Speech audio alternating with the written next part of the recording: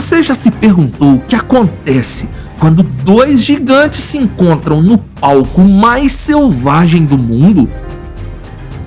E se eu te disser que esses gigantes são irmãos nascidos para serem reis em uma terra de lendas e mistérios? Hoje embarcaremos em uma jornada épica pela África, cruzando fronteiras e desvendando histórias que se tornaram mitos. Prepare-se para conhecer Bátias, os leões que desafiaram o que conhecíamos sobre o reino animal.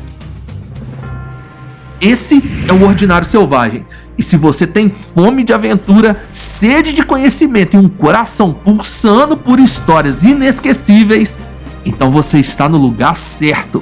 Antes de desvendarmos esse conto épico, clique no botão do like e se inscreva no canal. É rápido, é gratuito e é o combustível que nos permite trazer mais histórias como essa para você. E se quiser ir além, torne-se um membro para desfrutar de conteúdos exclusivos. Preparado? Então, clique no like e vamos embarcar juntos nessa incrível saga de poder, território e irmandade. A nossa história começa em 1993, no Parque Nacional de Etosha, próximo à fronteira de Botsuana, um ano que marcaria para sempre o continente africano. Imagine ser expulso de casa antes mesmo de estar pronto para enfrentar o mundo sozinho. Pois então, esse foi o destino que os jovens Bátias tiveram que aceitar. Expulsos do seu bando pelo próprio líder, seu pai, talvez por serem vítimas de seu próprio potencial colossal. Mas como diz o ditado, quando uma porta se fecha, uma janela se abre. No caminho solitário que trilhavam, eles encontraram Scarface, um leão com uma cicatriz marcante que nada tinha a ver com o famoso Scarface de Masai Mara, ok? Juntos, eles formaram uma coalizão que parecia promissora, mas como em qualquer aliança frágil, o tempo mostraria que nem todas as parcerias são feitas para durar. O Parque Nacional de Etosha, lar dos nossos heróis, é uma imensidão de 22.270 km², cheia de vida, mas nem tudo são flores nesse paraíso selvagem. Às vezes, o ecossistema fica sobrecarregado, principalmente quando se trata de predadores como os leões. E foi assim que o destino dos Bátias e Scarface foram selados. Em 1995, os humanos entraram em cena com uma oferta irrecusável para a reserva privada de Madikwe, que buscava reforçar sua população de grandes felinos. Em uma noite como qualquer outra na savana africana, os papéis se inverteram. Era o homem que espreitavam os leões, os anestesiando e os levando para uma nova casa, longe do lugar onde nasceram. Ao chegarem em Madikwe, os irmãos Bátias foram separados de Scarface, cada um confinado a um recinto diferente, como se estivessem em mundos paralelos. Será que eles se adaptariam à sua nova casa? E o que aconteceria com a sua frágil aliança? No dia 9 de janeiro de 1996, os três leões foram soltos em Madikwe. Scarface foi para um canto, enquanto os Bátias foram liberados no coração desse novo reino. Embora fossem novatos no campo de batalha, os Bátias eram mestres na arte de caçar. Com velocidade e precisão, eles derrubaram búfalos adultos, mostrando habilidades que rivalizavam com as leoas mais experientes daquele lugar. Mas na savana, você é tão caçador quanto é caça. E foi quando eles cruzaram o território dos Ophir que a verdadeira prova de fogo começou para aqueles irmãos. Atraídos pelo perfume das leoas no cio, os jovens Bátias esqueceram qualquer estratégia, subestimando os veteranos reis Ophir. O resultado? Uma derrota dolorosa que deixou mais do que apenas cicatrizes físicas. limpando suas feridas, os Bátias buscaram refúgio nos rochedos, observando outros leões e aprendendo lições valiosas. Ali, isolados, eles finalmente entenderam o poder que o seu tamanho colossal poderia lhes conferir.